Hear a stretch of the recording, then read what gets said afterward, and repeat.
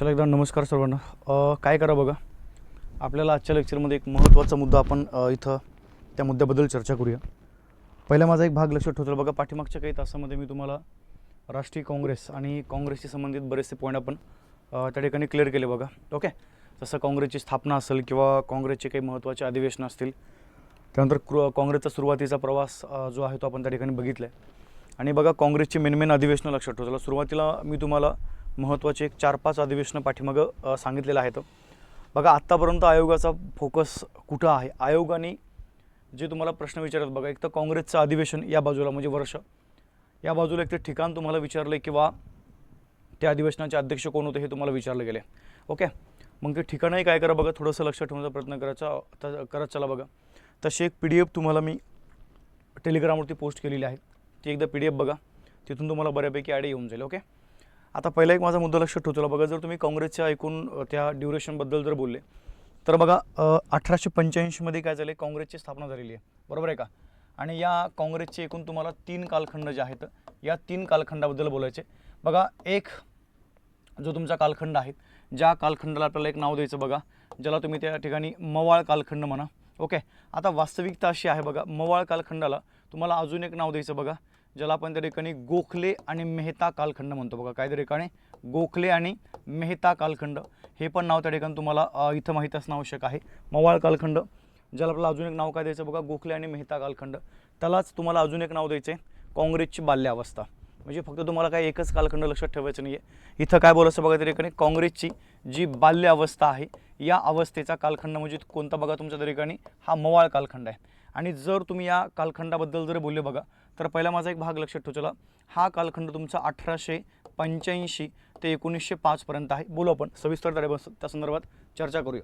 त्यानंतर बघा, आपल्याला काय करायचं आहे, सेकंड तुमचा जो कालखंड आहे तो लक्षात ठेवू. चला, आपण ज्याला या ठिकाणी जहाल कालखंड म्हणतो बघा, या जहाल कालखंडाला त्या ठिकाणी तुम्हाला काय म्हणायचं माहिती आहे का, टिळक कालखंड म्हणायचे. आणि ज्यालाच तुम्ही अजून एक नाव द्या बघा, काँग्रेसची आपण ज्याला काय म्हणूया, त्या ठिकाणी युवा अवस्था म्हणूया. काय बोलू बघा, युवा अवस्था, हे एक तुम्ही लक्षात ठेवण्याचा प्रयत्न करत चला. आणि जर तुम्ही एकूण ड्युरेशन जर बघितलं, 1905 ते 1920 हे त्याचं एकूण ड्युरेशन आहे. आणि त्यानंतर काँग्रेसची पुढची एक कालखंड म्हणा किंवा अवस्था म्हणा, आपण ज्याला त्या ठिकाणी गांधी कालखंड म्हणूया किंवा त्याला तुम्ही बघा गांधी युग म्हणता. आता याच गांधी युगाला अजून एक नाव तुम्हाला द्यायचं आहे बघा, ते नाव लक्षात ठेवू चला, त्या ठिकाणी अहिंसात्मक कालखंड. काँग्रेसचा अहिंसात्मक कालखंड जो आहे तो कालखंड तुमचा हा गांधी युगामधला आहे. किंवा त्याला तुम्हाला अजून एक नाव द्यायचं बघा, काँग्रेसची त्या ठिकाणी काय, प्रौढ अवस्था. काय बोलू बघा, त्या ठिकाणी काँग्रेसची प्रौढ अवस्था. जर तुम्ही ड्युरेशन जर बघितलं ह्या काँग्रेसच्या प्रौढ अवस्थेचं, तर 1920 ते 1900 काय बघा, त्या ठिकाणी 47 त्याचं ड्युरेशन आहे. ठीक आहे, म्हणजे काँग्रेसचे फक्त आपल्याला हे 3 कालखंड जे तुम्हाला पहिल्यापासून माहीत होते, 3 कालखंड कोणते बघा, मवाळ कालखंड, जहाल कालखंड आणि गांधी कालखंड, हेच माहिती आहे आपल्याला. परंतु या कालखंडाची ही इतर नावं पण लक्षात ठेवायचं, कारण की आयोग तुम्हाला प्रश्न कसा विचारेल आपण त्याचा बिलकुल अंदाज बांधू शकत नाही आहे. त्यामुळे तुम्हाला ह्याबरोबर काय करायचं माहिती आहे की इकडली कालखंडांची नावं जी आहेत हे लक्षात ठेवायचे. आता मी याला गोखले मेहता असं कालखंड का म्हणलं आहे, किंवा याला मी त्या ठिकाणी बाल्यावस्थेचा कालखंड का म्हणलं आहे, हे पण आपण त्या ठिकाणी चर्चा करूया. पहिला माझा एक मुद्दा लक्षात ठेवला बघा, मवाळ कालखंडाला मी गोखले मेहता कालखंड म्हणलो आहे, कारण की त्याचं रिझन असं आहे की या ड्युरेशनमध्ये म्हणजे 1885 ते 1905 या ड्युरेशनमध्ये जी काँग्रेस आहे बघा, काँग्रेसची आपण ज्याला म्हणूया जी विचारधारा आहे, ती विचारधारा त्या ठिकाणी या लोकांच्या मतानुसार चालते बघा. कोण, गोखले आणि मेहता. म्हणजे काँग्रेसवरती या दोघांच्या विचारांचा प्रभाव आहे, म्हणून त्याला आपण काय म्हणलं माहिती आहे का, त्या ठिकाणी गोखले आणि मेहता कालखंड. दुसरा मुद्दा मला सांगा, काँग्रेस आपण स्थापन कधी केलेली, 1800 या ठिकाणी 85 मध्ये. एक सिंपल तुम्हाला उदाहरण सांगतो बघा, मी काय बोलतोय. या कालखंडामध्ये कधी कोणतं आंदोलन झालेलं नाही आहे, बरोबर आहे की नाही. या कालखंडामध्ये आपण ज्याला म्हणूया कधी त्या ठिकाणी कोणती भारतामध्ये सरकारच्या विरुद्ध कोणी मोठा आवाज उठवलेला नाही आहे. परंतु जर तुम्ही या कालखंडामध्ये आले बघा, कोणत्या त्या ठिकाणी जहाल कालखंडामध्ये, तर मेन आंदोलनं, होम रूल चळवळ आहे, तुमचं स्वदेशी आंदोलन आहे, त्यानंतर आपण ज्याला म्हणूया तुमचं वंगभंग आंदोलन आहे, बरोबर आहे की नाही, पहिलं महायुद्ध आहे. म्हणजे या सर्व ज्या घटना आपण ज्याला म्हणूया ह्या त्या ठिकाणी कोणत्या कालखंडामधल्या बघा, जहाल कालखंडामधल्या. आणि इथल्या कालखंडामध्ये सर्व शांतता आहे, म्हणजे आंदोलनं वगैरे सुरू आहेत, परंतु अहिंसात्मक मार्गाने आपण ज्याला म्हणूया सर्व त्या ठिकाणी सुरू आहे. एक सिंपल तुम्हाला उदाहरण देतो बघा, मला सांगा, एखादा लहान मुलगा आहे, म्हणजे जन्म झाल्याच्या नंतर साधारणतः आपण ज्याला म्हणूया 20-21 वर्षापर्यंत, 20 ते किती बघा, 21 वर्षापर्यंत, 19-20 वर्षापर्यंत त्या मुलाची त्या ठिकाणी अवस्था कोणती असते बघा, बाल्यावस्था. म्हणजे ते जे मूल आहे ओके, हे मूल त्या ठिकाणी आपण ज्याला म्हणूया युवा अवस्थेमध्ये पदार्पण करण्याच्या अगोदर सर्व गोष्टी काय करतं माहिती आहे, त्या ठिकाणी आत्मसात करतं, शिकून घेण्याचं काम करतं बघा आपल्या वरिष्ठांकडनं. तुम्ही पण बघू शकता तुमच्या आजूबाजूला जर एखादं लहान मूल असेल, एक 20 वर्षाच्या आतमधलं, बघा तो तुम्हाला कधी आपण ज्याला म्हणूया रिप्लाय काही करणार नाही आहे, फक्त तुम्हाला विचारत राहील बघा हे काय ते काय हे काय, म्हणजे आपण ज्याला म्हणूया ज्ञानार्जन करण्याचं काम त्या ठिकाणी ते मुलगा करतो, बरोबर आहे की नाही. पण जसा तो मुलगा युवक होतो, बरोबर आहे की नाही, युवक झाला म्हणजे त्याला आपण ज्याला म्हणूया थोडी बाहेरची हवा त्याला लागते, आणि बाहेरची हवा लागलं मग कॉलेजमध्ये गेला, बरोबर आहे की नाही. कॉलेजमध्ये गेले म्हणजे मित्र कंपनी, मैत्रीण कंपनी वगैरे, आणि मग बाकीचे बरेचसे उलटे कामं करून टाकतो कॉलेजमध्ये. आता कॉलेजमध्ये गेल्यानंतर काय चांगले कामं होतात, पण त्याच्यापेक्षा जरा बाकीचे इतर बी आपण ज्याला म्हणूया त्याच्या भावना वगैरे ज्या आहेत जागृत होता बऱ्याचशा, आणि मग हे मॅटर वगैरे करून टाकतो तो जे आपण पिला ते केले असतं आपण त्या कालखंडामध्ये. मग आता मला सांगा हे जर मॅटर झालं तर काय होतं, मग सरळ ॲक्शन त्या ठिकाणी घडते बघा, बरोबर आहे की नाही. मग ते काही विषयच नाही, मग ग्रुप बनवणं, आपला एक वेगळा ग्रुप, तिकडला एक वेगळा ग्रुप, या तुम्ही 4-5 पोरं घेऊन, आम्ही 10-12 पोरं घेऊन येतो, बरं जिच्यामुळे घेऊन येऊ राहिली तिला काहीच तपास नाही आहे, ती बाजूलाच पडलेली हे असे असते आपली अवस्था, बरोबर आहे की नाही. कॉलेजचे दिवस असतात ते, जिच्यामुळं आपण इकडे मारामारी करतो तिला काहीच तांग पत्ता नाही की हे आपल्यामुळे इकडे मार खाल्ला यांनी, संपला विषय. हा हे सगळे ॲक्शनचा कालखंड आहे, बरोबर आहे की नाही. कोणता तुमची युवा अवस्था, इथं तशी परिस्थिती आहे.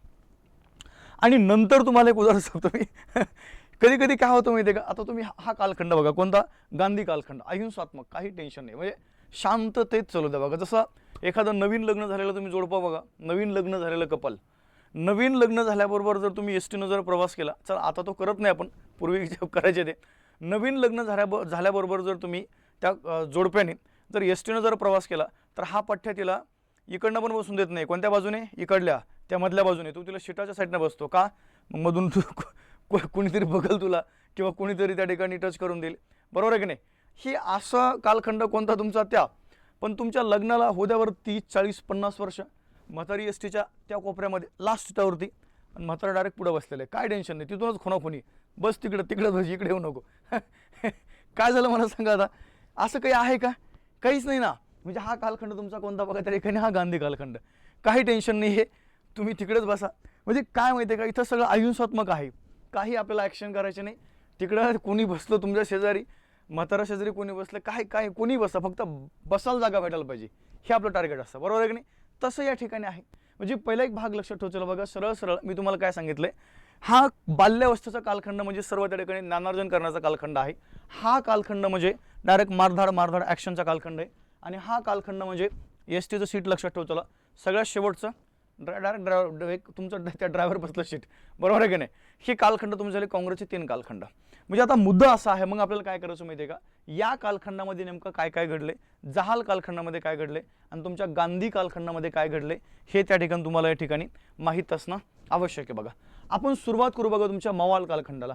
पहिला तर मुद्दा एक लक्षात ठेवला बघा, इथं जर तुम्ही बघितलं तर मवाळवादी जी लोक होते बघा, त्यांची विचारसरणी कशी होती हे पण त्या ठिकाणी तुम्हाला समजून घ्यायचं आहे. आणि मग मवाळवाद्यांची विचारसरणी पाहत असताना नेमकं त्यांच्या कालखंडामध्ये ब्रिटिश सरकारने त्यांना काय दिलं हे पण आपण त्या ठिकाणी समजून घेऊया. माझा पहिला एक मुद्दा लक्षात ठेवतो बघा, मवाळवाद्यांचं मत असं आहे बघा, यांनी तुम्हाला अजून मी सांगतो कधीच भारताला स्वातंत्र्य द्या अशी मागणी त्यांनी कधी केलेली नाही बोलतो बरं का. कारण की जर तुम्ही मवाळवाद्यांच्या लोकांबद्दल बोलले बघा, त्यांनी काय केले, आपण ज्याला म्हणूया 3 पीस वरती काम केले. काय बोलतो त्या ठिकाणी, कधी कधी बघा त्यांचं जे मॉडेल आहे हे मॉडेल त्या ठिकाणी 3 पीस म्हणून ओळखलं जातं बघा. 3 पीस, प्रार्थना, आपण ज्याला प्रेयर म्हणूया, ओके. सेकंड मुद्दा बघा त्या ठिकाणी त्यांनी काय केले, पिटिशन म्हणजे तुमच्या अर्ज विनंत्या, आणि सेकंड भाग आपण जर बघितलं बघा, इथे त्यांनी पुन्हा काय केले, निषेधात्मक कृती केलेल्या आहेत. म्हणजे पहिला मुद्दा एक लक्षात ठेवला, यांनी काय केलं, सरळ यांच्या ज्या मागण्या आहेत ह्या मागण्या करण्यासाठी कधी आंदोलन केलेलं नाहीये, कधी त्या ठिकाणी आपण ज्याला म्हणूया सत्याग्रह किंवा सरकारचा विरोध कधीच केलेला नाहीये. पहिला एक भाग लक्षात ठेवला बघा, त्यांच्या मागण्या कोणत्या होत्या हे तुम्हाला मी नंतर सांगतो, परंतु त्यांची विचारसरणी किंवा काम करण्याची पद्धत कशी आहे.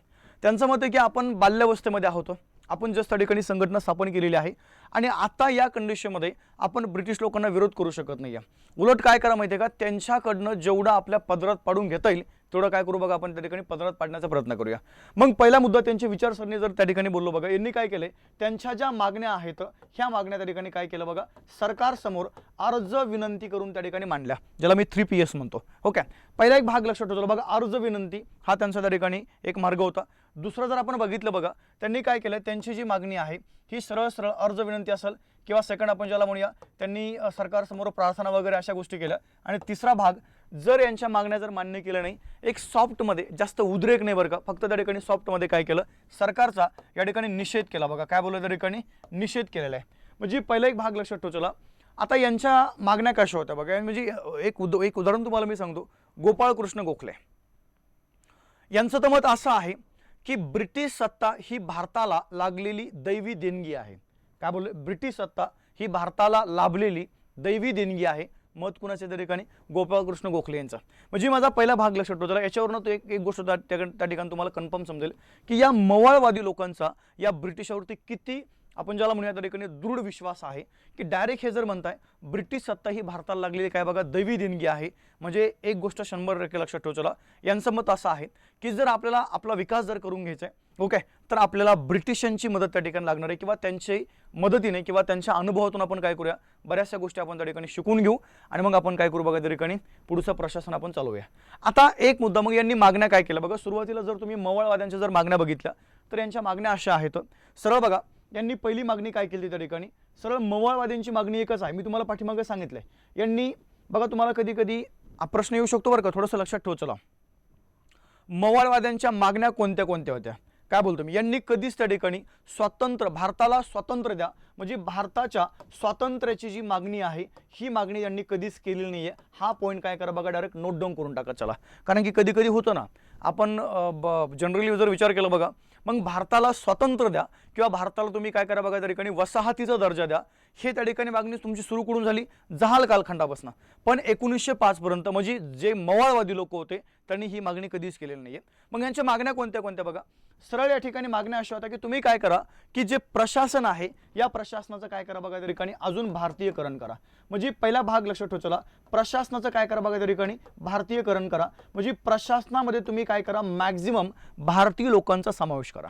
कारण की आता काय होणार, तुम्ही भविष्यामध्ये एक ना एक दिवस तुम्हाला त्या ठिकाणी भारत सोडून जावंच लागणार आहे. आणि जर तुम्ही त्या ठिकाणी जर भारत सोडून गेले तर या भारतीय लोकांना हे प्रशासन चालवता आलं पाहिजे. म्हणून तुम्ही काय करा बघा त्या ठिकाणी प्रशासनाचं भारतीयकरण करा. हा झाला पहिला मुद्दा. यांची अजून एक त्या ठिकाणी मागणी होती बघा. म्हणजे तुम्ही जर 1905 पर्यंत काँग्रेसचे अधिवेशन जर बघितले तर या अधिवेशनामध्ये प्रामुख्याने ह्या मागण्या त्यांनी ठेवलेल्याच आहेत. पहिली मागणी प्रशासनाचं भारतीयकरण करा. दुसरी मागणी काय बघा, त्यांनी सांगितलं की तुम्ही जे लष्कर आहे या लष्करावरील खर्च पहिला तुम्ही कमी करा. काय बोललो बघा, लष्करावरील जो खर्च आहे तो खर्च कमी करा. कारण की पहिला मुद्दा, हा जो तुम्ही खर्च करताय हा खर्च जो आहे तुम्ही भारतीय तिजोरीमधून करताय. त्या ठिकाणी तुम्ही ब्रिटनवरनंही थोडं पैसा देताय, बिलकुल देत नाही. तुम्ही खर्च जो आहे जर भारताच्या तिजोरीमधून जर करत असाल तर तुम्ही काय करा बघा 100% हा खर्च कमी करून टाका. ही त्यांची दुसरी मागणी. तिसरी मागणी अशी होती बघा की जी ICS परीक्षा तुम्ही ब्रिटनमध्ये घेताय ती भारतामध्ये घ्या. बरोबर कडे. आणि दुसरा बघा एक पॉईंट आहे बघा, ICS परीक्षेला जो तुम्ही अभ्यासक्रम आता सध्याला दिलेला आहे कुठल्या बघा त्या ठिकाणी ब्रिटनमधला आहे, हा अभ्यासक्रम तुम्ही काय करा बघा त्या ठिकाणी चेंज करा. आणि हा अभ्यासक्रम या ठिकाणी सरळ सरळ कोणता ठेवा बघा, तर भारतीय अभ्यासक्रम ठेवा. वाटलं तर एकाच वेळेस ब्रिटनमधली ICS आणि भारतामधली ICS ही त्या ठिकाणी एकाच वेळेस ठेवा, परंतु भारतामध्ये ही परीक्षा काय करा बघा त्या ठिकाणी तुम्ही प्रामुख्याने घ्यायला सुरुवात करा. म्हणजे आपण जर बघितलं बघा ह्या मेजर मागण्या त्यांच्या होत्या. अजून एक महत्त्वाची मागणी या ठिकाणी केली बघा की काय करा, पहिला भाग असा आहे की प्रशासनाचं भारतीयकरण, लष्करावरील खर्च कमी करणे, ICS परीक्षा जी आहे ही त्या ठिकाणी भारतामध्ये घेणे. आणि सेकंड एक माझा मुद्दा लक्षात ठेवतो बघा. आता काय झालं होतं 1800, मी तुम्हाला पाठीमागं बोललो होतो 58च्या कायद्याने 1800 बघा कोणत्या 58चा आपला जो काय राणीचा जाहीरनामा आहे त्या राणीच्या जाहीरनाम्याच्या कायद्याबद्दल जर बोललो आपण तर पहिला मुद्दा, भारतामध्ये व्हॉइसरॉय आणि त्याचं काय निर्माण केलं तर बघा काउन्सिल. आणि ब्रिटनमध्ये भारत मंत्री आणि त्याचं काय निर्माण केलं तर बघा त्या ठिकाणी काउन्सिल निर्माण केलं होतं. आता पहिला मुद्दा असा होता, मग यांचं मत काय होतं बघा की ब्रिटनमध्ये जे तुम्ही भारत आपण ज्याला म्हणूया भारत मंत्रीचे पद आहे कुठलं बघा ब्रिटनमधलं, या ब्रिटनमधल्या भारत मंत्र्याच्या ते जे काही पद आहे आणि त्याचे जे काही काउन्सिल आहे त्याची आवश्यकताच नाही आहे. बरोबर का नाही. म्हणजे पहिला भाग त्यांनी अजून एक मागणी कोणती केली बघा की जो भारत मंत्री आहे या भारत मंत्र्याची काय करा त्या ठिकाणी जी परिषद आहे ही परिषद तुम्ही काय करा बघा त्या ठिकाणी पूर्णपणे बरखास्त करा, पूर्णपणे बरखास्त करून टाका, त्याची आवश्यकता नाही आहे. दुसरा मुद्दा असा होता बघा या ठिकाणी जो भारतातला व्हॉइसरॉय आहे या व्हॉइसरॉयच्या काउन्सिलमध्ये काय करा, आता तुम्ही त्या ठिकाणी भारतीय लोकांचा समावेश करा. काय बोललो बघा, भारतीय लोकांचा समावेश करा. ह्या अशा सुरुवातीला ज्या मागण्या आहेत ह्या मागण्या काय केल्या बघा, या सर्व आपण ज्याला म्हणूया मवाळवादी लोकांनी केलेलं होतं. आणि यांची अजून एक मेजर मागणी होती बघा. ती मागणी अशी होती की जे तुम्ही भारतामध्ये आता अर्थसंकल्प वगैरे ह्या ज्या गोष्टी आहेत ह्या तुम्ही काय केलं बघा, सादर करायला सुरुवात केलेली आहे. मग आता एक पहिला भाग या ठिकाणी सरळ आपण ज्याला म्हणूया तुमचं जे मिनी विधान परिषदा इथे निर्माण व्हायला लागल्या होत्या. काय बोला बघा, प्रत्येक राज्यामध्ये विधान परिषदा ज्या आहेत या ठिकाणी निर्माण व्हायला लागल्या होत्या. त्यासाठी एक कायदा संमत केला होता बघा त्यांनी, 1892चा कायदा. कोणता बोलला? 1892चा कायदा. मग आता या ठिकाणी काय केलं बघा, या मवाळवादी लोकांनी अजून एक मागणी केली की 1892च्या कायद्यामध्ये जे तुम्ही त्या ठिकाणी अप्रत्यक्ष निवडणुकीचं तत्व फक्त अनाउन्समेंट केली, पण त्या ठिकाणी हे लागू केलेलं नाही. काय बोलतोय, माझ्या बोलण्याकडे लक्ष द्या. अप्रत्यक्ष निवडणुकीचं तत्व हे लागू केलं तुमच्या 1909च्या कायद्याने, पण 1892च्या कायद्यामध्ये ही फक्त अनाउन्समेंट आहे. मग पहिला एक भाग लक्षात ठेवा. चला, या मवाळवाद्यांनी काय केलं बघा, अजून एक मागणी केली की तुम्ही काय करा, भारतामध्ये आता निवडणुकीचं जे काही तत्व आहे ते लागू करा.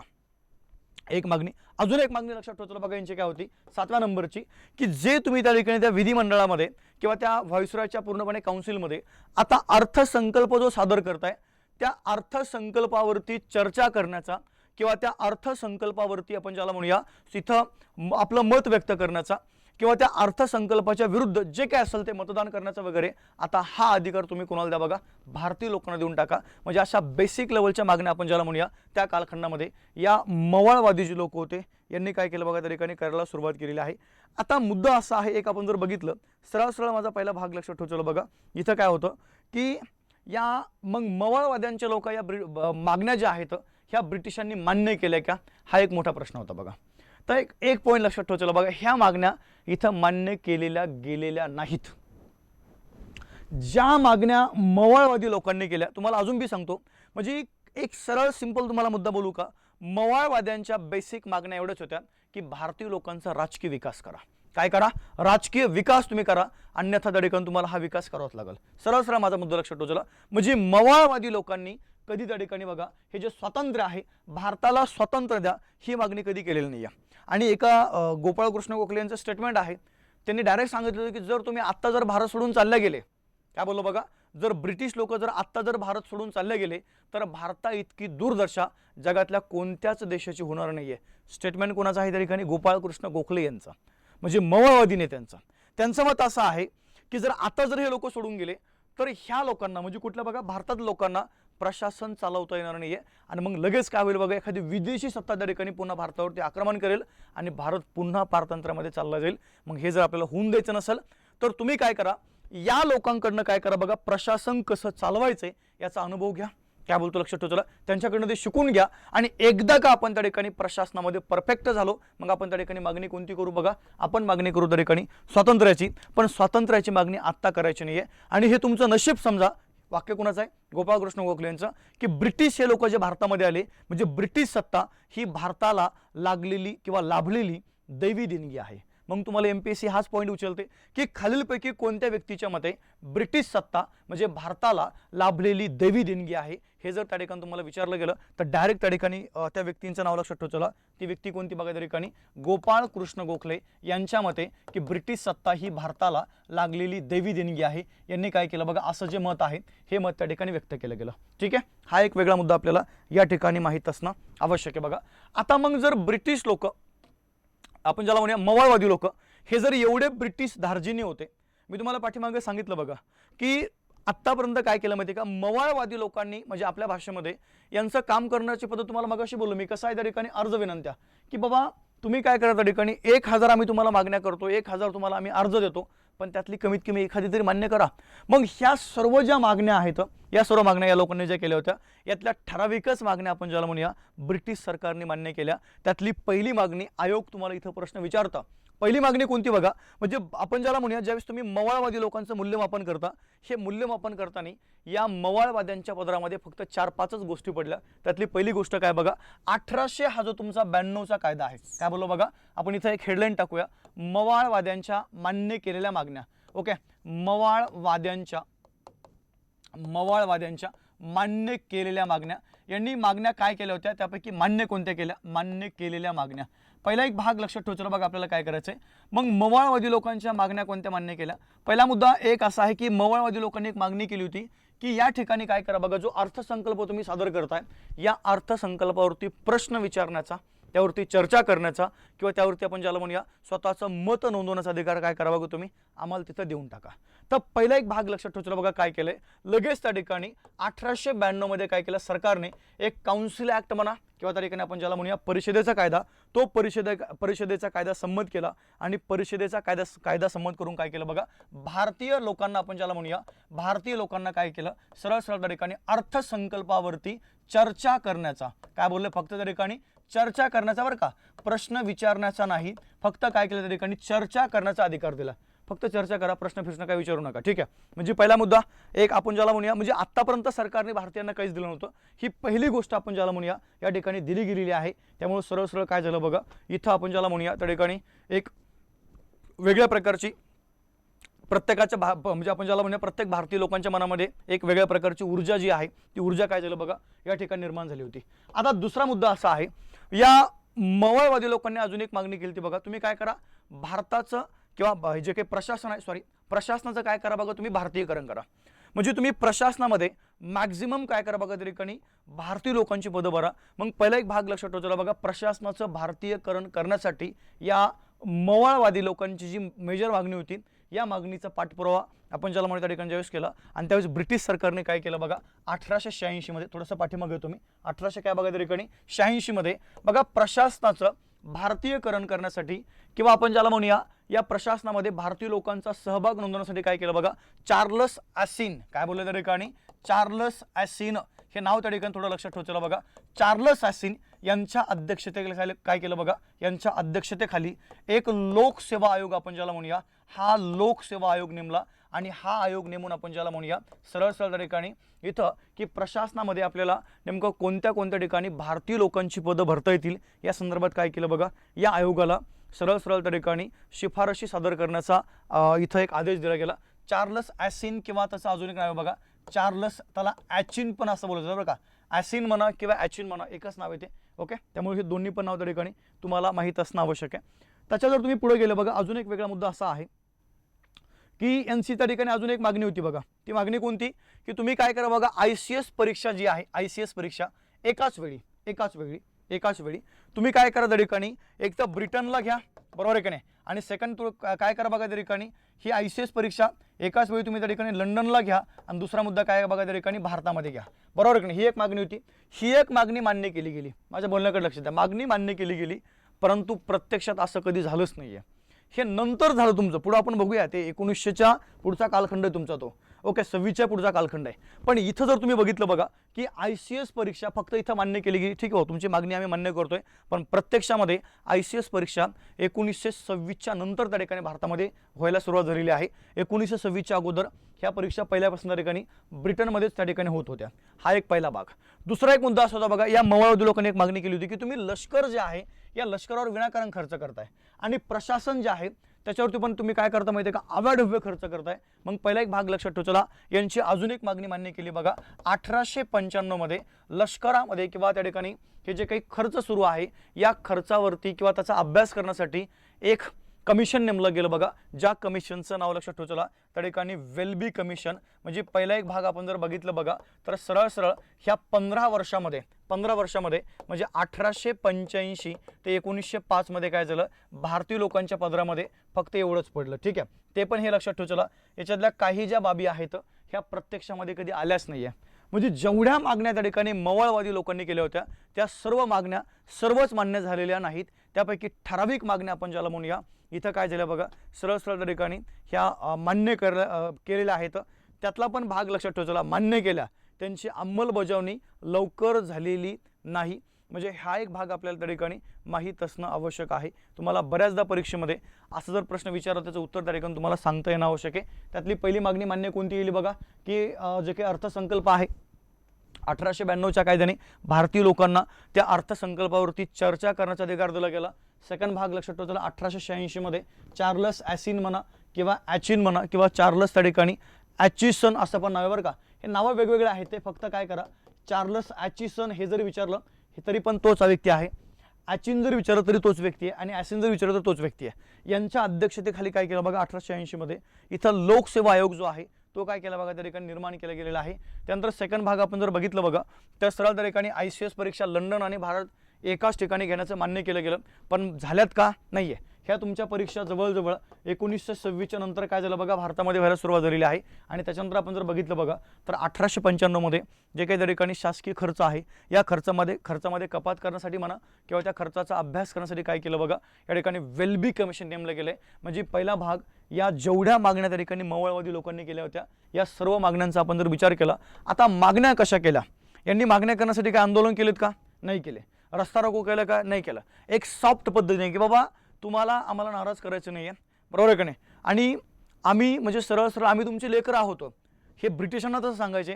तुम्हाला जसं योग्य आढळलं तसं तुम्ही काय करा बघा, भारतीय लोकांचा विकास करा. म्हणजे काम करण्याची पद्धत त्या ठिकाणी बघा 3Ps सांगितले तुम्हाला मी. अर्ज विनंती आहे, त्यानंतर प्रार्थना आहे आणि निषेध आपण ज्याला म्हणूया, हे निषेध त्या ठिकाणी काय केलं, सरळ सरळ हा या भागामध्ये पूर्णपणे वाढवलेला आहे. म्हणजे पहिलं एक आपण जर बघितलं बघा तर अशा पद्धतीनं यांनी जे काम केलं या पूर्णपणे कालखंडामध्ये, हे काम त्या ठिकाणी तुम्हाला माहीत असणं आवश्यक आहे.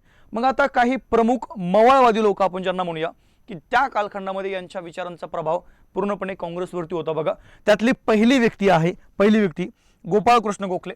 तुम्हाला कधी कधी असा प्रश्न येऊ शकतो बघा की खालीलपैकी मवाळवादी नेते कोण होते, मवाळवादी नेते कोण कोण बघा. तर पहिला मुद्दा असा आहे, जर तुम्ही मवाळवादी नेत्यांच्या बद्दल बोलले तर पहिली एक महत्त्वाची गोष्ट लक्षात ठेवचला बघा, एक आहे त्या ठिकाणी गोपाळकृष्ण गोखले.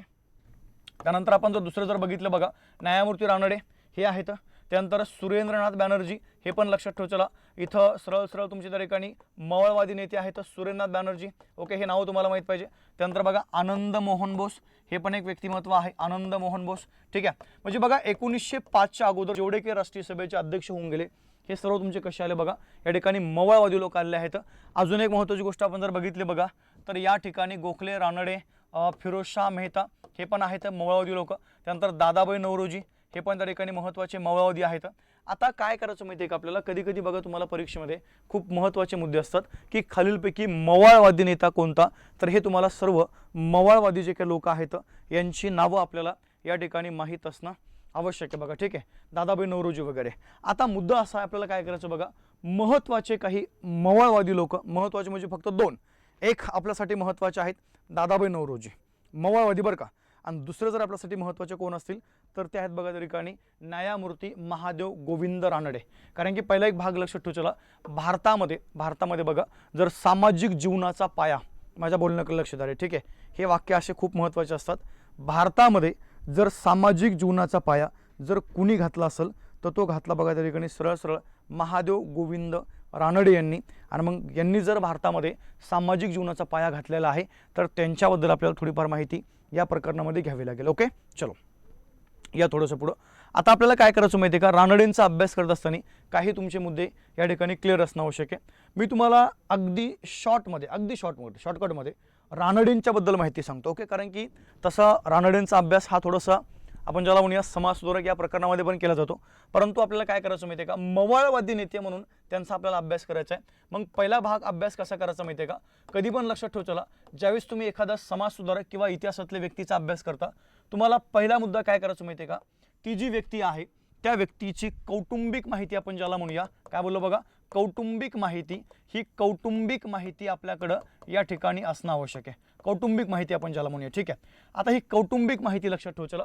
त्यानंतर 2 नंबर आपण जर बघितलं बघा तर रानडे यांचं जे काही सामाजिक आपण ज्याला म्हणूया सामाजिक जे काम आहे ते सामाजिक कार्य त्या ठिकाणी तुम्हाला माहीत असणं आवश्यक आहे. आणि त्याच्यानंतर आपण जर बघितलं बघा, रानडे यांची जी काही ग्रंथसंपदा आहे ही ग्रंथसंपदा आपल्यापर्यंत त्या ठिकाणी माहीत असणं आवश्यक आहे बघा, ग्रंथसंपदा आपण ज्याला म्हणूया, ओके. म्हणजे एवढी बेसिक माहिती तुम्हाला त्या ठिकाणी रानडेंची असणं आवश्यक आहे.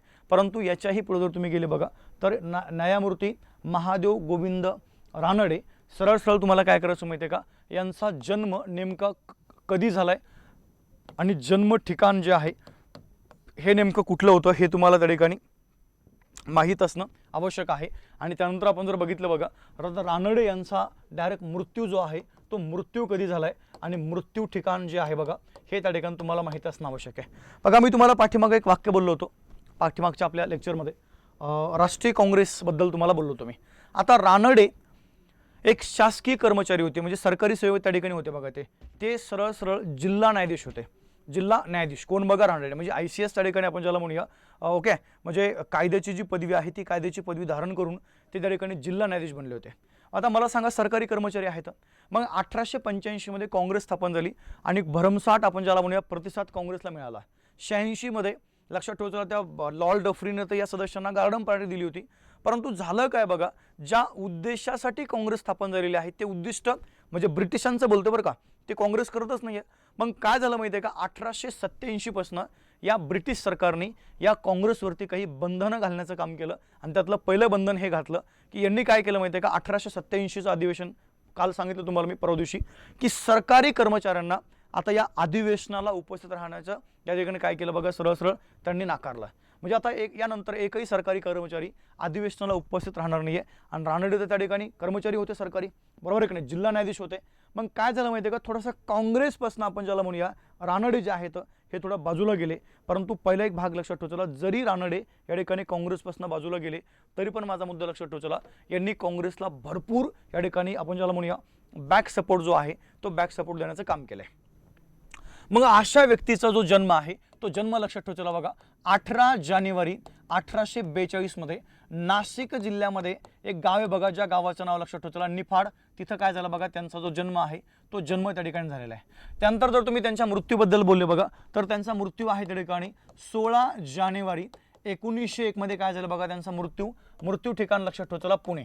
आता पहिला भाग आहे, जर तुम्ही त्यांच्या कौटुंबिक माहितीबद्दल जर आपण जर चर्चा केली तर तुम्हाला बऱ्याचदा बघा त्यांची जी कौटुंबिक माहिती आहे ही कौटुंबिक माहिती आपल्याला परीक्षेमध्ये जर विचारली तर त्या ठिकाणी तुम्हाला ती सांगता येणं आवश्यक आहे, बरोबर आहे की नाही. मग पहिला भाग लक्षात ठेवला बघा, त्यांचा आपण जर मूळ जन्म वगैरे तर कळाला.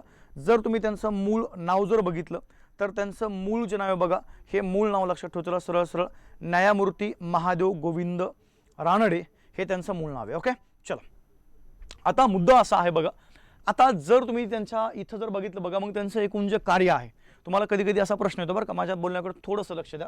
आता जर तुम्ही रानडेंच्या बद्दल बोलले बघा, न्यायमूर्ती महादेव गोविंद रानडे हे व्यक्तिमत्व एवढं ग्रेट होतं त्या कालखंडामधलं की बघा इथं काय व्हायचं माहिती आहे का, गोपाळ कृष्ण गोखले, ओके, गोपाळ कृष्ण गोखले यांचे राजकीय गुरु कोण होते बघा, राजकीय गुरु बोललो बरं मी, राजकीय गुरु. तर गोपाळ कृष्ण गोखले यांचे राजकीय गुरु होते न्यायमूर्ती रानडे. आणि गोखले म्हणजे आपण ज्याला म्हणूया म्हणजे महात्मा गांधीजी, काय बोललो मी, महात्मा गांधीजी यांचे राजकीय गुरु कोण बघा त्या ठिकाणी, गोखले. म्हणजे गांधीजींचे राजकीय गुरु गोखले आणि गोखलेंचे कोण बघा त्या ठिकाणी, रानडे. मग न्यायमूर्ती महादेव गोविंद रानडे यांच्यावरती आपण ज्याला म्हणूया पूर्णपणे जर कुणाचा म्हणजे नेमकं त्यांच्यावर जो प्रभाव आहे तो प्रभाव नेमका कोणाच्या विचारात होता बघा, तर रानडे हे त्या ठिकाणी महात्मा ज्योतिबा फुले, काय बोललोय, महात्मा ज्योतिबा फुले यांच्या विचारांनी पूर्णपणे त्या ठिकाणी प्रभावित झाले होते. आणि त्यांचं एकंदरीत कार्य जे आहे किंवा त्यांचं आपण ज्याला म्हणूया शैक्षणिक असेल किंवा सामाजिक जे काम आहे या कामाचा पूर्णपणे प्रभाव आपण ज्याला म्हणूया या ठिकाणी न्यायमूर्ती रानडे यांच्यावरती पडलेला होता. म्हणजे पहिला भाग लक्षात ठेवला. मग इथं आपण जर बघितलं तर सरळ सरळ बघा की महात्मा ज्योतिबा फुले यांच्या विचारांचा प्रभाव त्या ठिकाणी रानडेवरती पडलेला होता. म्हणून रानडेने काय केलं बघा, वेगवेगळ्या क्षेत्रामध्ये त्या ठिकाणी काम केलेलं आहे. परंतु पहिला भाग लक्षात ठेवला, हा जर सिक्वेन्स जर तुम्हाला विचारला तर तो लक्षात ठेवला बघा. काय बोललोय या ठिकाणी, महात्मा गांधीजींचे राजकीय गुरु गोपाळ कृष्ण गोखले.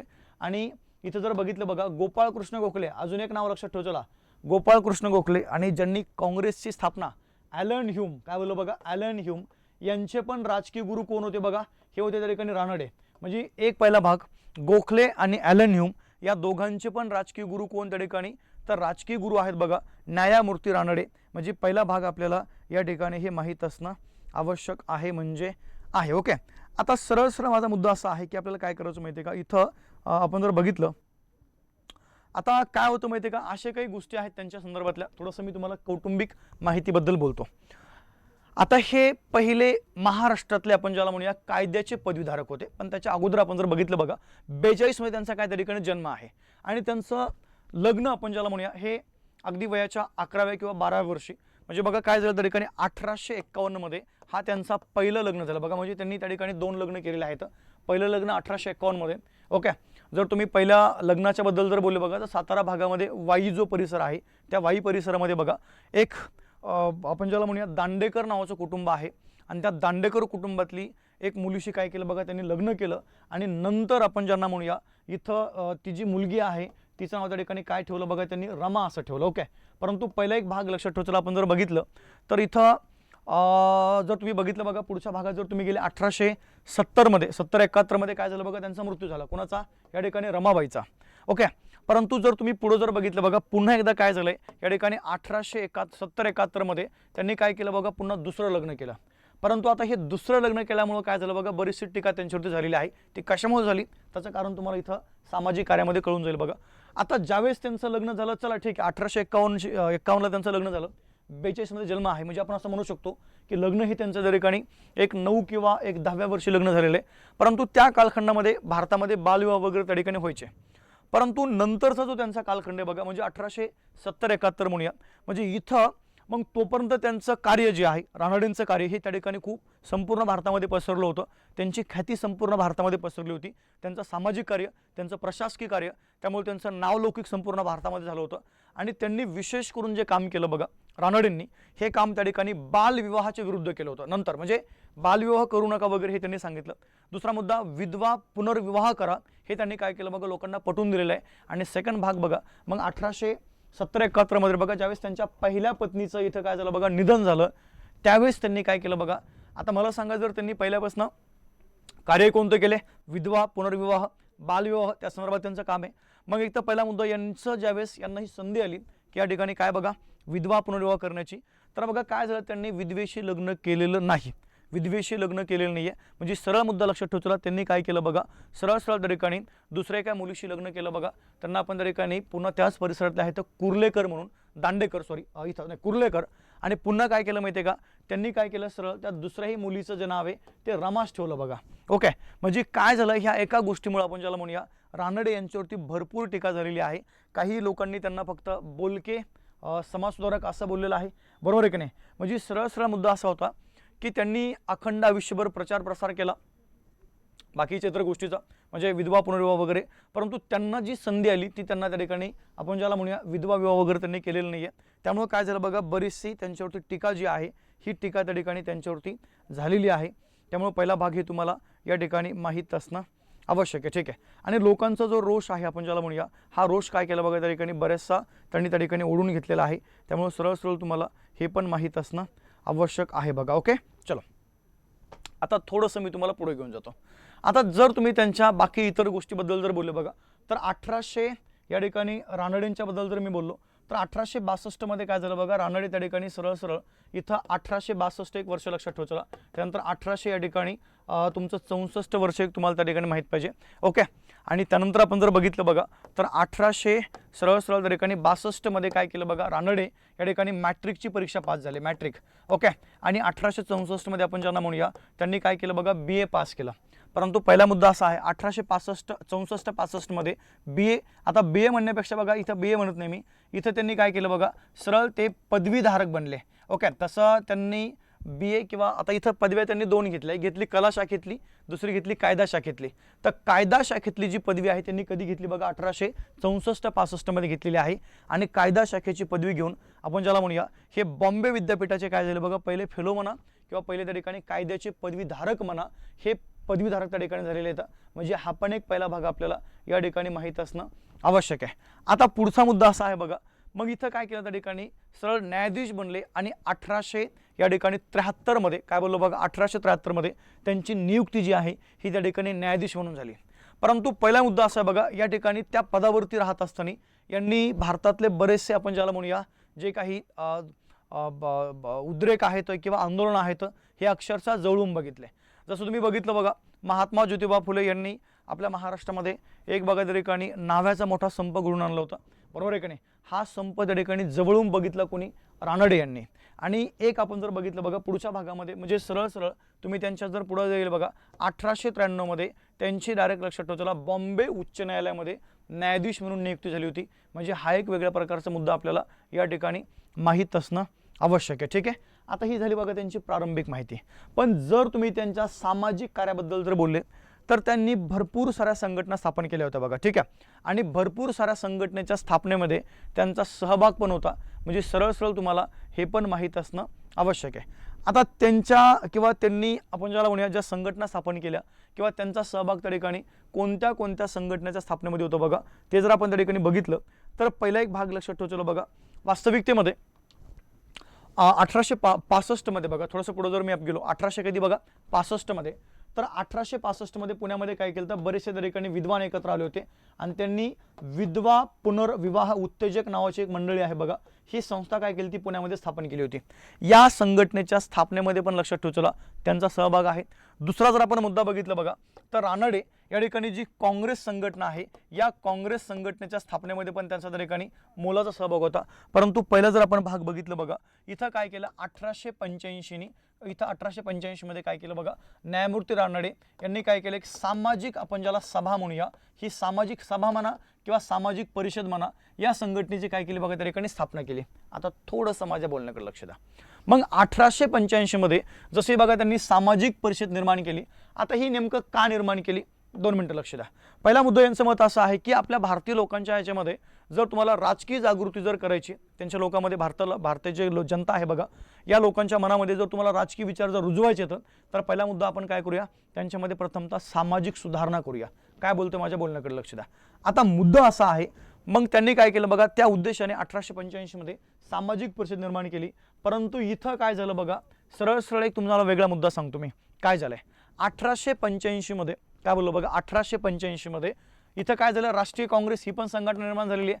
मग रानडे काय करायचं माहितीये का, या सामाजिक परिषदेचं अधिवेशन, मी तुम्हाला पाठीमागे बोललो होतो कालच्या लेक्चरमध्ये, राष्ट्रीय काँग्रेसचं अधिवेशन 3 दिवस चालायचं, 25 ते किती बघा 28 दिवस, 28 ते किती बघा त्या ठिकाणी 28 ते 30 डिसेंबर पर्यंत या ठिकाणी काँग्रेसचं अधिवेशन चालायचं, बरोबर आहे की नाही. मग रानडे काय करायचे माहिती आहे का, लक्षात ठेवा. चला आता 1887 पर्यंत त्यांनी हे केलं बघा, काय बोलले, 1887 पर्यंत यांनी काय केलं बघा, काँग्रेसचा जो मंडप आहे, म्हणजे इथं अधिवेशन टाकण्यासाठी, अधिवेशन घेण्यासाठी एक मंडप टाकला जायचा आणि त्या मंडपामध्ये त्या ठिकाणी अधिवेशन घेतलं जायचं. मग रानडे काय करायचं माहिती आहे का, त्याच मंडपामध्ये शेवटच्या दिवशी अधिवेशन भरवायचे, कशाचं बघा त्या ठिकाणी, सामाजिक परिषदेचे. म्हणजे हा एक वेगळ्या प्रकारचा मुद्दा आपल्याला त्यांच्या संदर्भातला माहिती असणं आवश्यक आहे. सेकंड भाग लक्षात ठेवतो बघा, त्यांनी काय केलं 1885 मध्ये सामाजिक परिषद निर्माण केलेली आहे. दुसरा जर आपण मुद्दा बघितला बघा, की भारतातले जे युवक आहेत किंवा भारतातले आपण ज्याला म्हणूया जे तरुण वर्ग आहेत, या तरुण वर्गामध्ये या ठिकाणी त्यांनी काय करायला पाहिजे माहिती का, प्रत्येकानेच आपण ज्याला म्हणूया, त्याही कालखंडामध्ये परिस्थिती अशी होती, त्यांचं मत असं आहे की प्रत्येकाने त्या ठिकाणी सरकारी नोकरीच्या मागे न लागता काही युवकांनी किंवा काही त्या ठिकाणी त्या कालखंडामधल्या तरुण लोकांनी उद्योगधंदे करायला पाहिजे होता. म्हणून त्यांनी काय केलं माहिती आहे का, सरळ सरळ लक्षात ठेवा. चला 1890 मध्ये पुन्हा काय केलं त्या ठिकाणी, औद्योगिक जी परिषद आहे, ही औद्योगिक काय केली बघा त्या ठिकाणी परिषद स्थापन केलेली आहे. आणि औद्योगिक परिषद स्थापन करून त्यांनी काय केलं बघा, युवकांच्या मनामध्ये वेगवेगळ्या उद्योगधंद्याविषयी काय केली बघा, आवड निर्माण करण्याचं जे काम आहे ते काम त्यांनी केलेलं आहे. परंतु पहिला एक भाग लक्षात ठेवा. चला हे सामाजिक जी परिषद निर्माण केली बघा रानडेंनी, आणि यांनी ही जे काही सामाजिक परिषद निर्माण केलेली आहे, म्हणून या सामाजिक परिषदेमध्ये म्हणजे त्यामुळे त्यांना एक वाक्य बोललं जातं बघा, की भारतामध्ये सामाजिक जीवनाचा पाया कोणी घातला. काय बोललो लक्षात येतं का रे, भारतामध्ये सामाजिक जीवनाचा पाया जर कुणी घातला असेल तर कुणी घातला बघा त्या ठिकाणी रानडे यांनी तो घातलेला आहे. तो एक वेगळा मुद्दा आपल्याला त्यांच्याबद्दल माहिती असणं आवश्यक आहे. आणि सेकंड जर तुम्ही बघितलं बघा, काय केलं त्यांनी, उद्योगधंद्याविषयी युवकांच्या मनामध्ये आवड निर्माण झालं पाहिजे म्हणून औद्योगिक परिषद निर्माण केली बघा. पुन्हा एक लक्षात ठेवा. चला या ठिकाणी 1890 मध्ये आता यांचं मत असं आहे की युवकांच्या मनामध्ये किंवा युवकांचे विचार जर तुम्हाला परिवर्तित करायचे असतील तर त्या युवकांनी काय केलं पाहिजे माहिती आहे का, सरळ सरळ त्या ठिकाणी वेगवेगळे पुस्तकं वाचले पाहिजे, बरोबर आहे का नाही. आणि पुस्तकं वाचले पाहिजे म्हणून काय केलं 1890 मध्ये त्यांनी पुन्हा एकदा काय केलं बघा, एक नवीन सभा निर्माण केली, ज्या सभेचं नाव लक्षात ठेवा. चला ग्रंथ उद्योजक सभा, प्रॉपर नाव लक्षात ठेवा. चला हे तुम्हाला बऱ्याचदा परीक्षेमध्ये प्रश्न विचारले गेलेले आहेत, त्यामुळे तुम्हाला ते माहीत असणं गरजेचं आहे. म्हणजे आहे सरळ सरळ इथं जर तुम्ही बघितलं बघा, 1890 मध्ये काय बोलले, औद्योगिक परिषद, 1890 मध्ये पुन्हा काय बोललो बघा त्या ठिकाणी, ग्रंथ उद्योजक सभा, हे एक नाव लक्षात ठेवा. चला आणि अजून जर तुम्ही पुढे गेले बघा, काय झालं 1896 मध्ये, प्रॉपर माझ्या मुद्दे लक्षात ठेवा. चला 1896 मध्ये यांनी काय केलं बघा, अजून एक संघटना निर्माण केली आणि ज्या संघटनेचं नाव लक्षात ठेवा. चला आपण ज्याला त्या ठिकाणी डेक्कन सभा म्हणूया. काय बोललो बघा, डेक्कन सभा. थोडंसं माझ्या बोलण्याकडे लक्ष द्या, फक्त डेक्कन सभा बोललोय मी. काय बोललोय, फक्त डेक्कन सभा. जर फक्त डेक्कन सभा जर बोललो तर रानडे म्हणा Deccan education society, Deccan education society आणि डेक्कन रयत एज्युकेशन सोसायटी, हे तुमच्या वेगवेगळ्या बरं का, लक्षात ठेवा. चला इतिहासाचा अभ्यास करताना हे मुद्दे तुमचे बारकावे जे आहेत ना, हे बारकावे तुम्हाला त्या ठिकाणी समजणं आवश्यक आहे. ओके चला सेकंड आपण जर बघितलं बघा, हां तर काय करा त्या ठिकाणी सरळ सरळ तुम्हाला हे सर्व जे मुद्दे आहेत ते मुद्दे तुम्हाला माहीत असणं आवश्यक आहे. काही काळजी करू नका. आपण समाजसुधारक घेऊया पुढच्या महिन्यामध्ये. डायरेक्ट यूट्यूबला आपला धिंगाणा असणार आहे, त्याची काळजी करू नका तुम्ही, ठीक आहे. डायरेक्ट यूट्यूबवरती आपण त्या ठिकाणी समाजसुधारक घेणार आहोत. हे तुमचेच नाही आहेत, अखंड महाराष्ट्रातले मुलं त्या ठिकाणी संपर्क साधताय, सर समाजसुधारक सुरू करा, ते घेतो मी, ठीक आहे. मला पहिलं तुमचा हा सिलेबस कंप्लीट करू द्या. समाजसुधारक मी तुम्हाला यूट्यूबला घेऊन टाकतो आणि ते पण असे घेऊन टाकतो तुम्ही पण त्या ठिकाणी जिंदगीत बोलताल की मास्तर हे तुम्ही काय घेतलं आहे. ओके, तुम्ही कधीच विचारणार नाही आहे समाजसुधारक, ठीक आहे. पण जरा त्यासाठी वेळ लागेल. ओके, चला. सेकंड भाग लक्षात ठेवता आपल्याला काय करायचं माहिती आहे का, ते आत्ता ते तुम्ही मुद्दे काढूच नका. मी तुम्हाला काय करतो माहिती आहे का, फक्त सांगतोय, तुम्ही काय करताय, लगेच ते मुद्दा पकडताय आणि तिकडे कसं काय चालले तुम्ही. अरे तिकडे विषयांतर करू नका पोरांनो. मी तुम्हाला काय बोललो, विषयांतर करूच नका तुम्ही. आता मी तुम्हाला विनाकारण नाव सांगितले, आत्ता 3, एकच सांगितलं असतं बरं झालं असतं. बरोबर आहे की नाही. मी तुम्हाला बारकावे सांगण्याचा प्रयत्न करतोय. आणि हे आता प्रकरण मला सांगा तुमचं, आपण पाहतोय माहिती कुणाबद्दल, रानडेबद्दल. मग आता मी तुम्हाला डेक्कन रयत सोसायटीबद्दल कशाला बोलू, डेक्कन एज्युकेशन सोसायटीबद्दल कशाला बोलू. हे फक्त डेक्कन नाव कॉमन आहे म्हणून तुम्हाला मी सांगितलंय, विषयांतर करू नका, ठीक आहे. चला, हे सर्व तुम्हाला मुद्दे बघा त्या ठिकाणी रानडेंच्या त्या आपण ज्याला म्हणूया त्या ठिकाणी कशाबद्दल बघा, सामाजिक कार्याबद्दल माहिती असणं आवश्यक आहे. पहिला मुद्दा आपण जर बघितलं तर सरळ सरळ मुद्दा असा आहे की इथं आपल्याला काय करायचं माहिती आहे का, पहिला भाग असा आहे की त्यांच्या संस्थात्मक कार्य जे आहे हे कार्य त्या ठिकाणी तुम्हाला माहीत असणं आवश्यक आहे. आता मुद्दा असा आहे बघा, त्याच्या आपण जर पुढे गेलो बघा, त्यांचं इतर जे काम आहे ग्रंथसंपदेमध्ये काय करा बघा. ग्रंथसंपदा पाहत असताना बेसिक गोष्टी आहेत. यांनी काय केलं माहिती आहे का, तसा जर विचार केला, रानडेंचं लेखन खूप अफाट आहे. त्यांनी ब्रह्मदेशाचा इतिहास लिहून काढला, खाली श्रीलंका जो आहे तो पण त्या देशाचा इतिहास त्यांनी लिहिलेला आहे रानडेंनी. ओके, आणि यांनी काय केलं माहिती आहे का, लक्षात ठेव चला, एक ग्रंथ लिहिलता, ज्या ग्रंथाचं नाव लक्षात ठेव चला, मराठी सत्तेचा उदय. काय बोललो बघा, मराठी सत्तेचा उदय हा जो ग्रंथ आहे तो ग्रंथ आपण ज्याला म्हणूया, जर कुणी लिहिला असेल तर कुणी लिहिला बघा त्या ठिकाणी, तो लिहिलाय न्यायमूर्ती रानडे यांनी. काय बोलतो मी. आणि या ग्रंथामध्ये काय केलं बघा, त्यांनी एक स्टेटमेंट केलं होतं, आणि ते स्टेटमेंट जर कोणतं असेल तर स्टेटमेंट लक्षात ठेव चला बघा. त्यांनी असं सांगितलं होतं की खऱ्या अर्थाने जी तैनाती फौज आहे बघा, मी तुम्हाला पाठीमागं तैनाती फौजेबद्दल बोलत असताना या ग्रंथाबद्दल एक वाक्य बोललो होतं बघा, जर तुम्हाला आठवत असेल तर. ओके, यांनी एक वाक्य त्या ठिकाणी बोलले होते की खऱ्या अर्थाने तैनाती फौजेचे खरे जनक जर कोण असेल तर कोण बघा, या ठिकाणी मराठा सरदार आहेत किंवा मराठी सरदार आहेत. हे कोण होते, हे खऱ्या अर्थानं या ठिकाणी तैनाती फौजेचे जनक होते. काय बोलतोय वाघमारे सर, आपण समाजसुधारकाचा अभ्यास करत नाही, थोडं दम काढा तुम्ही, ठीक आहे. आपण इतिहासाचा अभ्यास करतोय, तुम्ही विनाकारण विषयांतर करू नका. आपण समाजसुधारक बघतोय का, समाजसुधारकामध्ये जेवढे प्रश्न तुम्हाला पडणार नाहीत का, तेवढ्या प्रश्नाचे ऑटोमॅटिक उत्तर तुम्हाला भेटून जाते, पण त्यासाठी थोडा संयम साधा. हे सध्याला हिस्ट्री चालू आहेत, हे तुम्ही मला खतम करून द्या. ओके, विनाकारण वारंवार SMS नका करू. या आता लक्ष द्या मी काय बोललो तुम्हाला बघा. हां, इथं काय बोललो बघा तुम्हाला, मी ग्रंथसंपदेबद्दल आपण त्या ठिकाणी वाक्य बोलत असताना एक वाक्य त्या ठिकाणी बोललोय की यांनी काय केलं बघा, मराठी सत्तेचा उदय हा जो ग्रंथ आहे तो ग्रंथ काय केलं बघा, या ठिकाणी लिहिलेला आहे. आणि याच ग्रंथामध्ये खऱ्या अर्थाने आपण ज्याला म्हणूया, यांनी काय केलं होतं, एक स्टेटमेंट केलं होतं की खऱ्या अर्थानं तैनाती फौजेचे खरे जनक जर कोण असतील तर कोण बघा त्या ठिकाणी, हे आहेत मराठी सरदार. हा झाला पहिला मुद्दा. आता दुसरा मुद्दा तुमचा असा आहे, यांनी काय केलं बघा, अजून एक त्या ठिकाणी प्रबंध सादर केला होता, आणि तो प्रबंध असा होता की एकेश्वर निष्ठांची कैफियत. काय बोललो बघा, एकेश्वर निष्ठांची कैफियत आपण ज्याला म्हणूया, हा जो प्रबंध आहे, हा प्रबंध जर कोणी सादर केला असेल तर तो सादर केला बघा, कैफियत हा सादर केला त्या ठिकाणी कोणी, न्यायमूर्ती रानडे यांनी. आता प्रबंध सादर केला म्हणजे नेमकं काय केलं, म्हणजे त्यांनी काय सांगितलं माहिती आहे का, एकेश्वर निष्ठांची कैफियत. म्हणजे आपला विषय असा होता की आपण जर बघितलं बघा की काय व्हायचं त्या ठिकाणी, सरळ सरळ भारतामध्ये 18 पगड जाती धर्म आहेत. मग यांचं मत असं होतं की देव हा एकच आहे, एकाच देवावरती काय करा बघा, ते निष्ठा ठेवा तुम्ही. म्हणजे एकेश्वर निष्ठांची कैफियत हा प्रबंध काय केला बघा, त्यांनी सादर केला होता. आणि त्याच्या जर आपण पुढे गेलो तर यांचं अर्थशास्त्रावरली जी कमांड आहे, ही कमांड त्या ठिकाणी एवढी आपण ज्याला म्हणूया खतरनाक होती, किंवा सरळ सरळ एक पहिला भाग लक्षात ठेवतो बघा, यांचं अर्थशास्त्रावरलं जे वाचन आहे किंवा अर्थशास्त्राचा जो त्यांचा अभ्यास आहे, हा त्या ठिकाणी रानडे यांचा आपण ज्याला म्हणूया पूर्णपणे एक मुद्देसूद होता.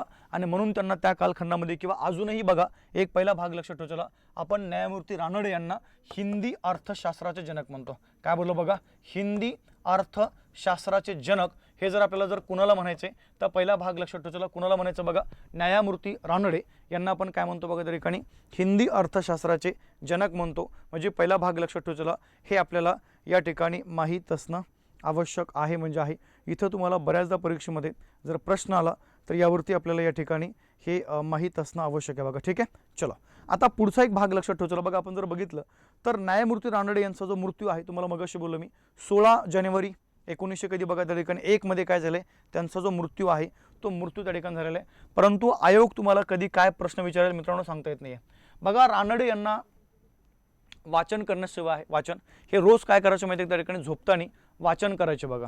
ओके, आणि इथं काय केलं बघा, ज्या दिवशी त्यांचा मृत्यू झाला म्हणजे 16 जानेवारी 1901 मध्ये बघा, त्या ठिकाणी एक लेखक आहेत Justin McCarthy.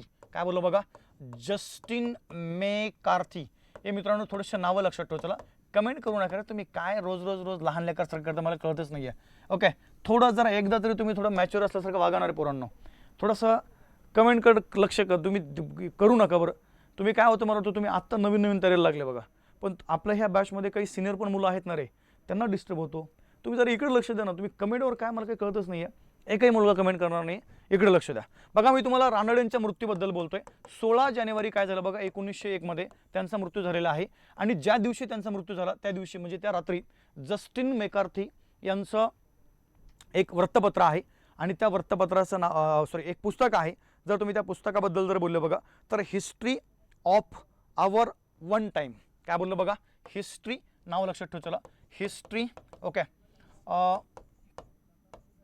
History hour of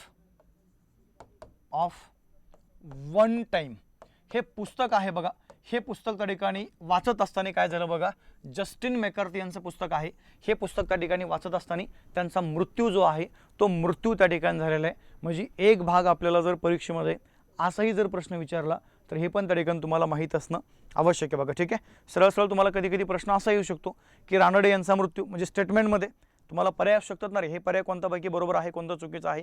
तर रानडे यांचा मृत्यू जस्टिन मेकार्थी यांचं कोणतं पुस्तक वाचत असताना झाला, तर सरळ लक्षात ठेवायचं बघा.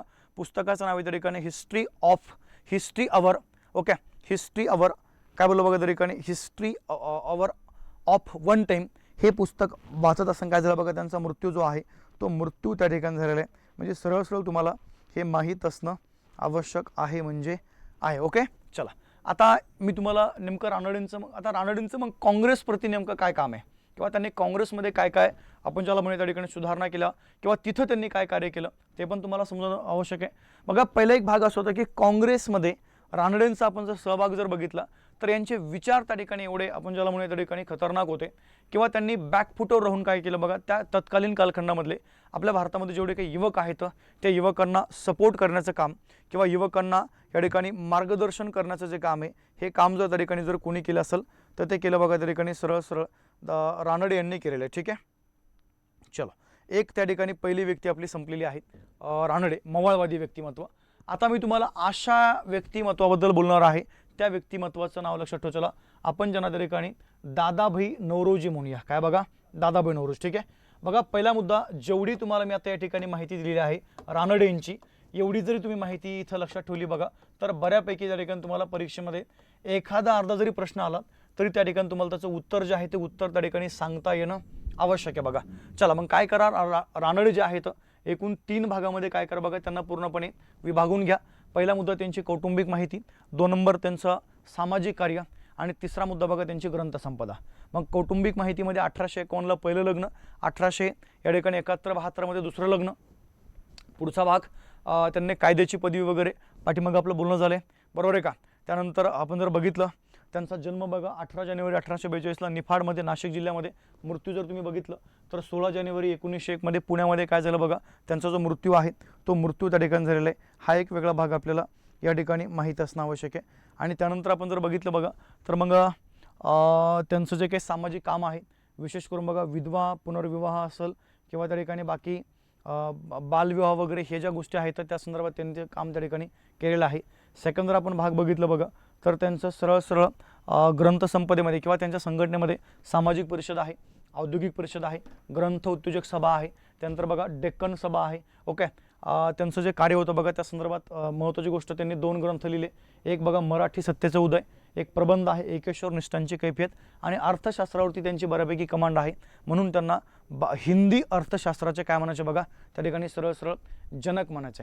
ठीक आहे. चला आता सेकंड भाग आपण काय करू बघा, त्या ठिकाणी थोडंसं पुढचं एक व्यक्तिमत्व आहे ज्यांचं नाव लक्षात ठेवू. चला दादाभाई नौरोजी, ज्यांना आपण भारतातील सर्वात वयोवृद्ध पुरुष म्हणतो बघा. काय त्या ठिकाणी भारतातील कौटुंबिक माहिती सर्वात वयोवृद्ध पुरुष म्हणतो कुणाला बघा, दादाभाई नौरोजी यांना.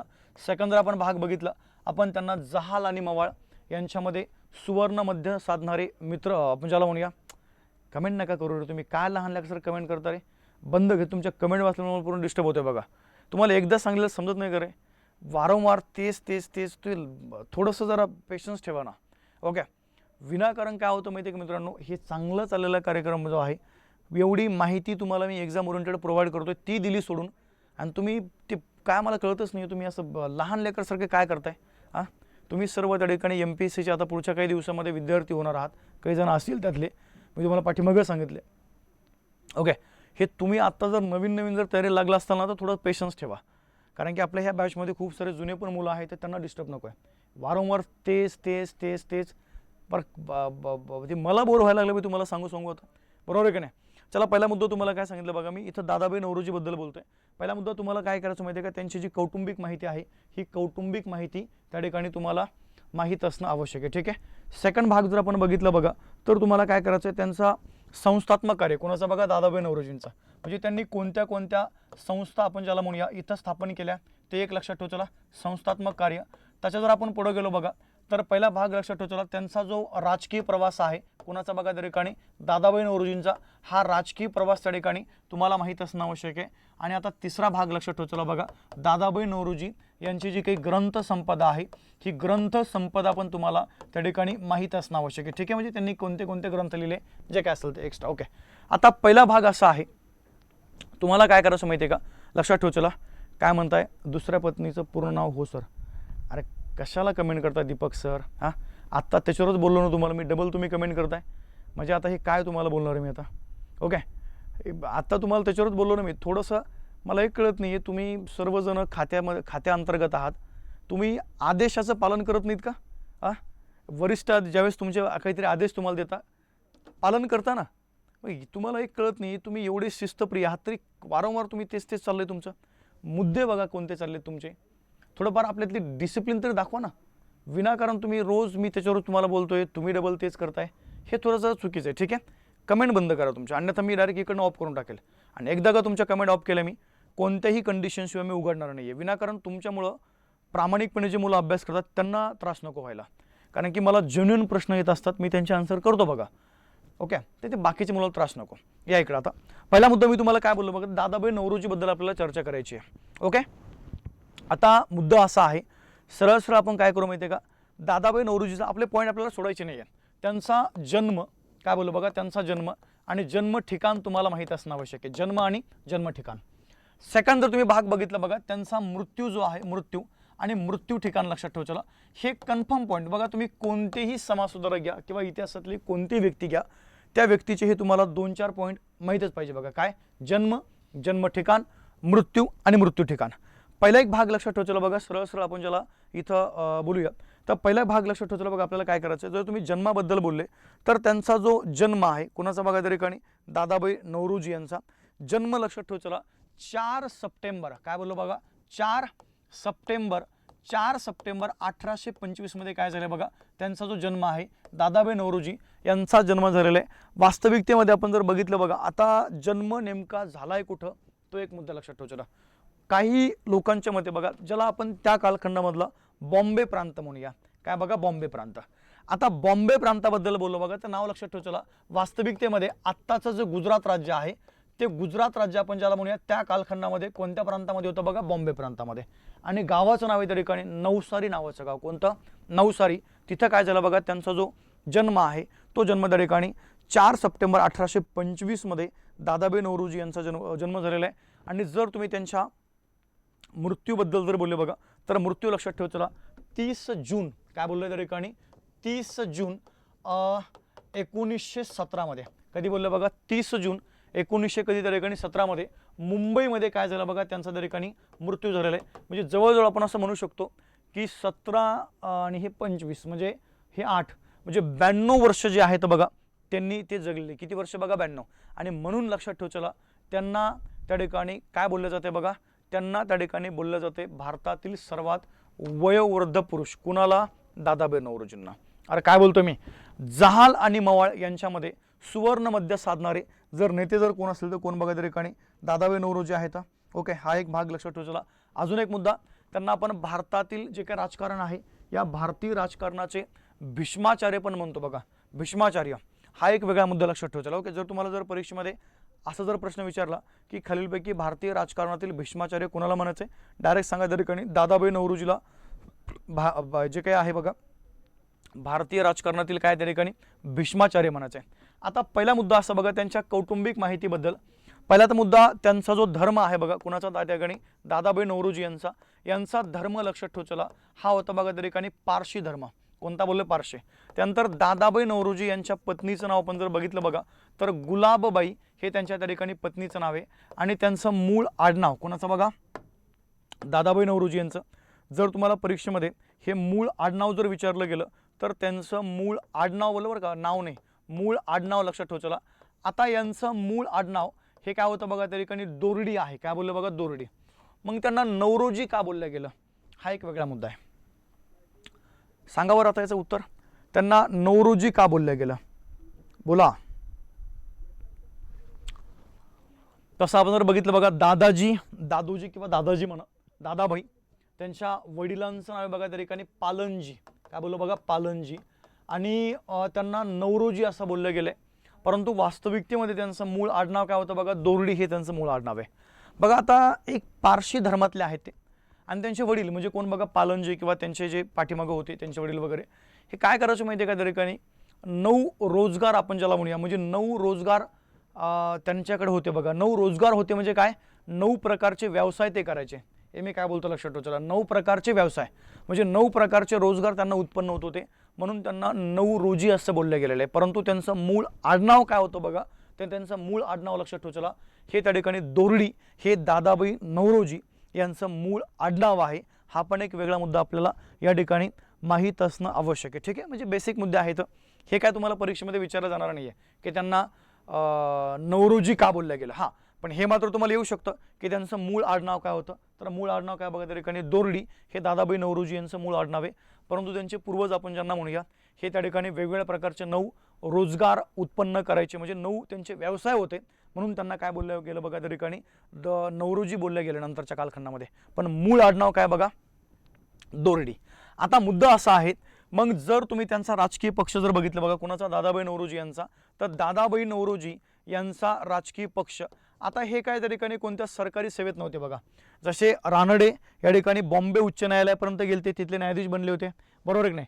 तसं दादाभाई नौरोजी या ठिकाणी काय कोणत्या शासकीय सेवेत नव्हते, त्यामुळे त्यांनी काय केलं बघा, उघड त्यांचं काम जे आहे हे त्यांनी काँग्रेसमध्ये केलेलं आहे. आणि इथं मग त्यांचा जो पक्ष आहे बघा, तो पक्ष राजकीय पक्ष लक्षात ठेवायला कोणत्या ठिकाणी? काँग्रेस हा त्यांचा राजकीय पक्ष आहे. परंतु पहिला भाग मला सांगा, काँग्रेसची स्थापना कधीची? तुमची 1885ची, बरोबर आहे की नाही? मग 1885च्या जर तुम्ही पूर्वी जर बघितलं बघा, 1885च्या पूर्वी पहिला भाग लक्षात ठेवायला ब्रिटनमधील जी काही जनता आहे, ब्रिटनमधील जनता, या ब्रिटनमधील जनतेला भारतीय लोकांची जी काही राजकीय मागणी आहे या राजकीय मागणीची आपण ज्याला म्हणूया त्या ठिकाणी माहिती व्हायला पाहिजे. ओके, म्हणून त्यांनी काय केलं माहिती आहे का? संस्थात्मक कार्यामध्ये 1866 मध्ये लंडन देशामध्ये काय बोललो बघा, लंडन देशामध्ये एक संघटना निर्माण केली आणि ज्या संघटनेचं नाव लक्षात ठेवा. ओके, ती संघटना बघा त्या ठिकाणी ईस्ट इंडिया असोसिएशन. काय बोललोय? ईस्ट इंडिया असोसिएशन ही जी काही संघटना आहे ही संघटना त्या ठिकाणी आपण ज्याला म्हणूया 1866 मध्ये त्यांनी निर्माण केली बघा. आणि जर कुठं निर्माण केली असेल तर कुठं बघा त्या ठिकाणी लंडनमध्ये. तुम्हाला MPSCने प्रश्न विचारला आहे की खालीलपैकी ईस्ट इंडिया असोसिएशन ही संघटना खालीलपैकी कोणत्या देशामध्ये निर्माण केली गेली किंवा कोणी निर्माण केली गेली? तर बघा कोणत्या देशामध्ये निर्माण केलेली आहे? दादाभाई नौरोजी यांनी. कधी निर्माण केली? 1866 मध्ये. आणि कोणती संघटना? तर ईस्ट इंडिया असोसिएशन ही संघटना. आता 2 मिनिटं लक्ष द्या. काँग्रेस कधी निर्माण झाले? 85 मध्ये. संघटना कधी निर्माण केली? 66 मध्ये. बरं, संघटना निर्माण करण्यापाठीमागचं नेमकं रिझन काय होतं की त्या ब्रिटनमधील जनतेला भारतीय लोकांच्या राजकीय हक्काची किंवा ज्या काही राजकीय मागण्या आहेत याची कुठेतरी कल्पना व्हायला पाहिजे, म्हणून त्यांनी काय केलं बघा, ही संघटना आपण ज्याला म्हणूया त्या कालखंडात निर्माण केलेली आहे. आणि दादाभाई नौरोजी असे एकमेव व्यक्तिमत्व होतं बघा. जर तुम्ही ब्रिटनचा जर विचार केला तर विल्यम डिग्बी आहे, विल्यम तुमचे वेडरबर्न आहेत, हेनरी कॉटन आहे, ओके, जॉर्ज यूल आहेत. ह्या अशा वेगवेगळ्या आपण ज्याला म्हणूया त्या ठिकाणी जे काही ब्रिटनचे व्यक्तिमत्व होते अशा व्यक्तींसोबत अगदी चांगले संबंध हे दादाभाई नौरोजी यांचे होते. ओके, आणि म्हणून त्यांनी काय केलं बघा, सरळ सरळ या ईस्ट इंडिया असोसिएशन ही जी काही संघटना आहे या संघटनेची एक शाखा आपण ज्याला म्हणूया ही महाराष्ट्रामध्ये म्हणजे बॉम्बे प्रांतामध्ये मुंबई शहरामध्ये निर्माण केली बघा. काय बोलले, मुंबई शहरामध्ये. आणि या मुंबई शाखेचे अध्यक्ष एका व्यक्तीला बनवलं गेलं, ज्यांचं नाव लक्षात ठेवायचं, भाऊ दाजी लाड. काय बोलले मी, भाऊ दाजी लाड.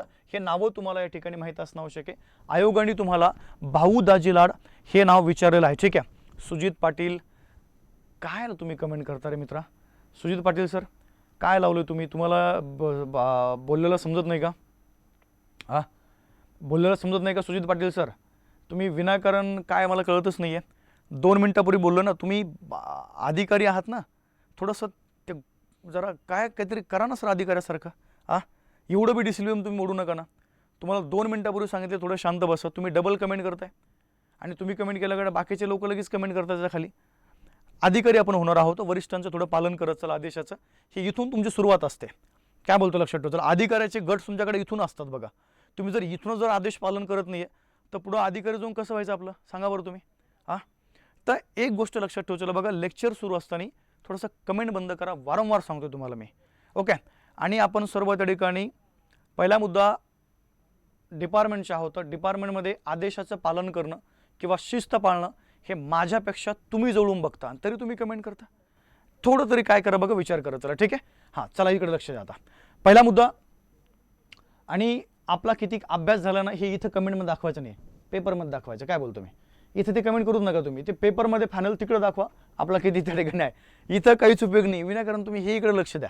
काय बोलतो मी. चला पहिला मुद्दा तुम्ही काय बोललो बघा, त्या ठिकाणी दादाभाई नौरोजी यांनी जी संस्था निर्माण केलेली आहे त्या संस्थेबद्दल आपण जर बोललो बघा तर सरळ सरळ माझा मुद्दा लक्षात ठेवायचा. आपल्याला काय करायचे, या ठिकाणी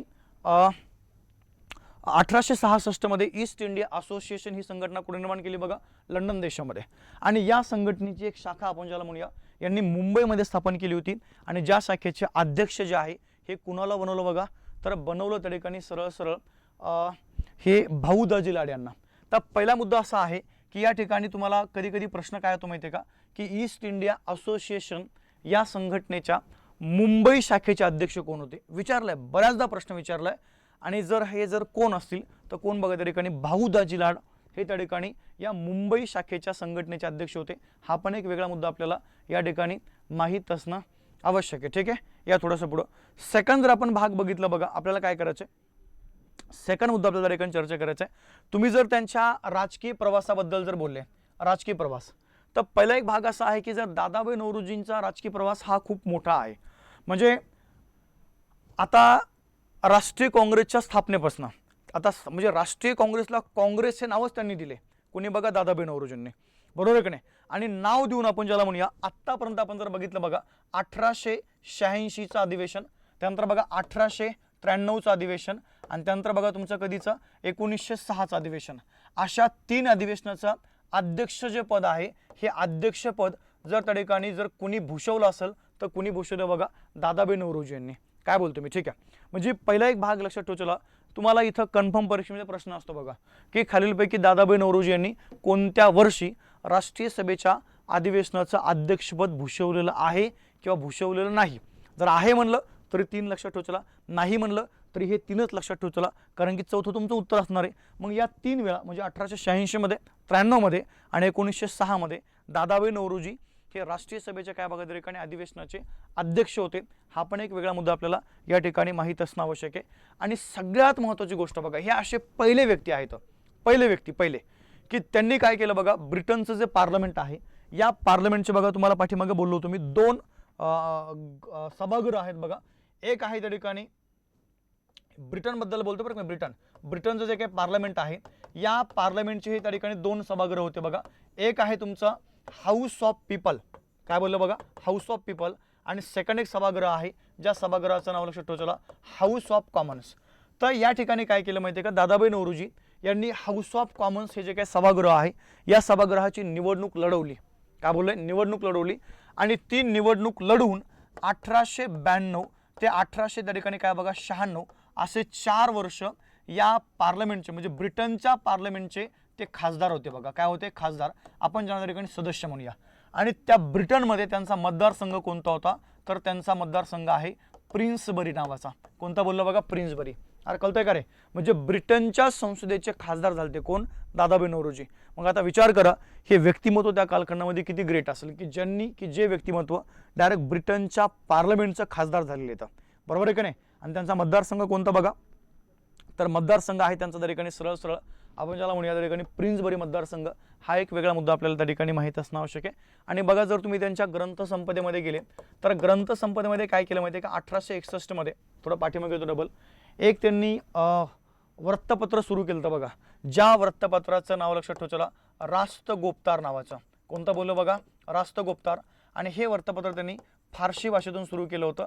इथं पण तुम्हाला MPSCने प्रश्न विचारलेला आहे की खालीलपैकी राष्ट्रगुप्तार हे जे काही वृत्तपत्र आहे हे कोणी सुरू केलं, कोणत्या भाषेतून सुरू केलं, तर कोणी सुरू केलं बघा, दादाभाई नौरोजी यांनी सुरू केले. आणि कोणत्या भाषेतून सुरू केलं बघा, तर फारसी भाषेतनं 1861 मध्ये. अजून एक पॉईंट लक्षात ठेवा, 1863 मध्ये काय बोललो बघा, 1863 मध्ये 73 मध्ये 1873 मध्ये यांनी काय केले, एक सिद्धांत मांडला बघा. त्या सिद्धांताचं नाव लक्षात ठेवा, प्रसिद्ध असा लुटीचा सिद्धांत. काय बोललोय, प्रसिद्ध असा लुटीचा सिद्धांत. म्हणजे पहिला एक भाग लक्षात ठेवा, यांनी असं सांगितलं की हे ब्रिटिश लोक भारतातील किती संपत्ती लुटून घेऊन जात आहे हे त्यांनी भारतीयांसमोर मांडण्याचं काम केलेलं आहे. बरोबर आहे की नाही.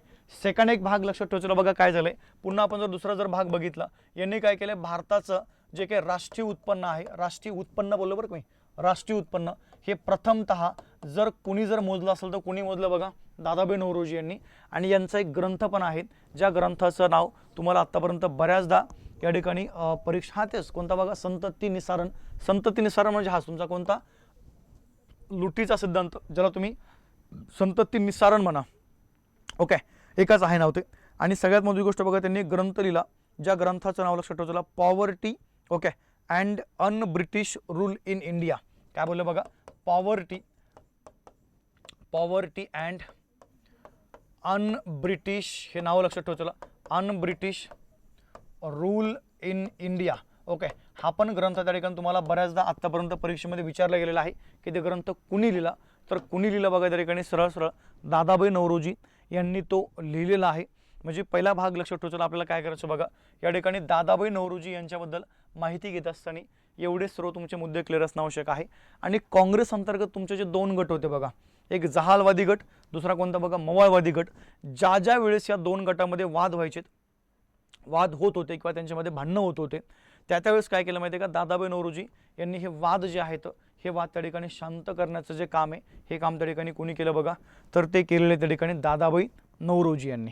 ठीक आहे, चला, तर एवढी तुम्हाला सर्व माहिती या काँग्रेसच्या हा जो काही मवाळवादी कालखंड आहे या मवाळवादी कालखंडाबद्दलची असणं आवश्यक आहे बघा. ठीक आहे, आता आपण काय करू माहिती आहे का, आपल्या उद्याच्या लेक्चरमध्ये पहिला तर भाग 1 लक्षात ठेवा बघा. आजच्या लेक्चरमध्ये तुम्हाला मी काय सांगितले, या ठिकाणी काँग्रेसचे 3 कालखंड, मवाळ कालखंडाला आपण हे बाकी 2 नाव दिलेत, जहाल कालखंडाला हे 2 नावं दिले, आणि गांधी कालखंडाला पण काय केलं बघा, आपण हे 2 नाव दिले. त्याच्यानंतर आपण जर बघितलं बघा, तर मवाळवादी लोकांची विचारसरणी कशी आहे ते पण आपण बघितलेलं आहे. ओके, त्यांच्या मागण्या कोणत्या होत्या आपण त्याचा पण विचार केला. शेवटी ब्रिटिशांनी त्यांच्या कोणत्या मागण्या मान्य केल्या ते पण आपण बघितलं बघा. ठीक आहे, तुम्हाला बऱ्याचदा कधी ह्या मागण्यावरती प्रश्न येतो बघा. मग मागण्या कोणत्या मान्य केल्या, 1892 मध्ये या ठिकाणी काय केलं बघा, सरळ त्या 1892च्या कायद्याने त्यांना अर्थसंकल्पावरती चर्चा करण्याचा अधिकार दिला गेला.